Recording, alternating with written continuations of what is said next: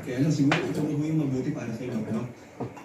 Ayun ko din naman na tuwing makikita niya ako. That's why dapat maayos naman ang preparation. Reverse. Alex, tinalo niya na si Kid Kid na. Isa sa pinaka... Baka mamaya kumagat na unreliable ka. Iniibig mo ba ako?